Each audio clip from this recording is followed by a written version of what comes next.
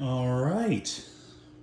Our first addition are these 4 Billy shelves from IKEA, which finagled around and sat next to each other and back to back so that you get this nice deep diorama space and get those turtle street scenes and then eventually the turtle sewer layers underneath it all going and set up.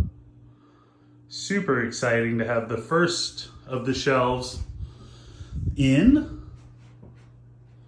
Really cool. Still got more coming in a couple weeks, but a very exciting beginning.